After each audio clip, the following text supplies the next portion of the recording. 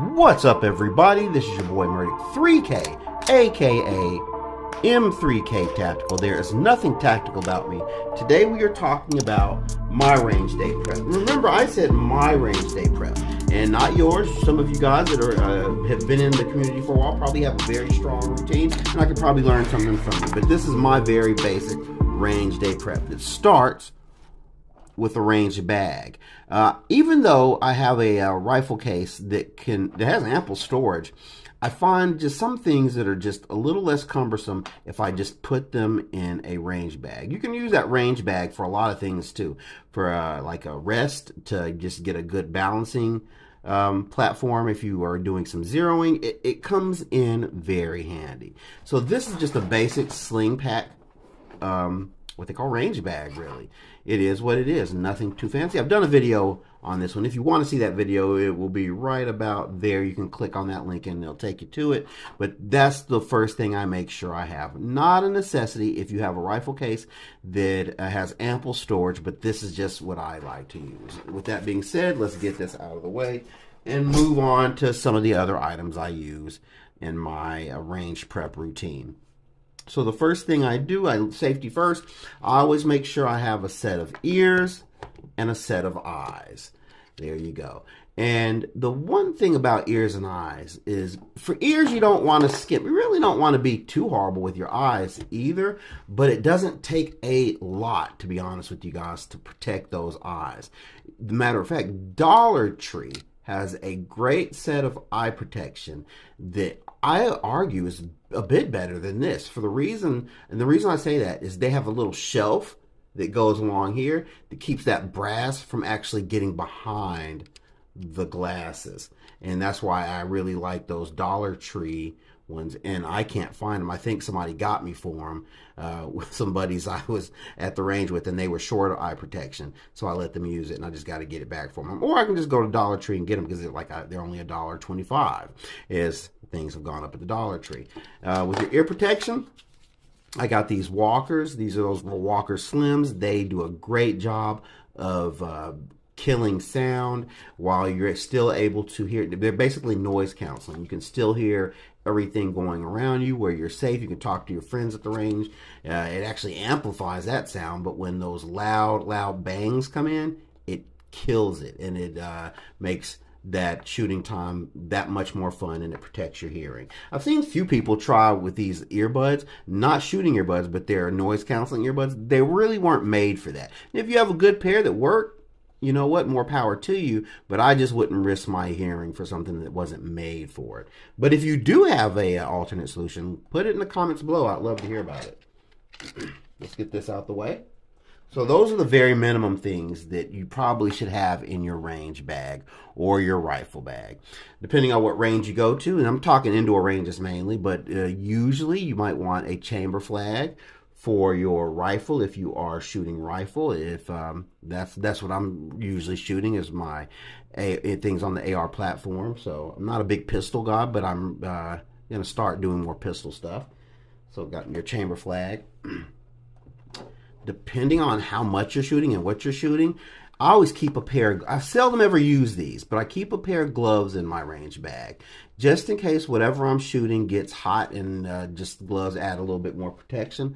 I utilize that. For my optic, I always make sure I have whatever tool is necessary for keeping that zeroed. For the Holosun, you get this little piece. The little paracord doesn't come with it. I added that because it clips on a little carabiner inside my bag. But whatever tool you need to keep your sight zeroed, keep that in your range bag or your rifle case as well. Now, up until recently, and I always keep a little cloth. I don't keep oil or anything else like that because I clean my rifles religiously. I clean when I come back from the range, and I check them before I head out, and just to make sure I didn't forget to clean them. So I never found it necessary to bring oil or cleaning supplies other than maybe a microfiber cloth or some cut up t-shirts in my range bag. And I usually get these. Again, you get these at Dollar Tree all day long. And I just keep a few in my range bag. Earlier, we talked about the safety glasses and how I like the Dollar Tree safety glasses because they have a little shelf over the rim that keeps the brass from getting into your eyes. Now, regular safety glasses, sometimes they don't have that. And if you don't have safety glasses that prevent the brass from getting behind the lens, you might want to wear a build cap. And that prevents brass from popping, hitting you in the glasses and getting behind your lens and burning your eye. And so that's that. Another thing I will bring in my bag is a small tool kit, one preferably with roll pin punches. And the reason being, especially when I'm using the EPC9, I've had the trigger pins and the hammer pin walk out on me, and I didn't have my set with me. And I probably could have asked the gunsmith at the range, but I'd been there for a while, and I just said, you know what, I'm just going to wrap it on up.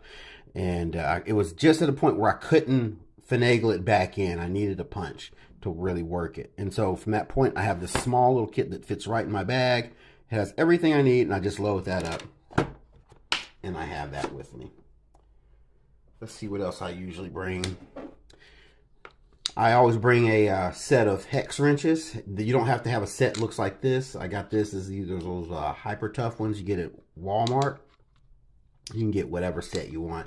It has the T wrenches, the Allen wrenches, and the different hex wrenches you have there.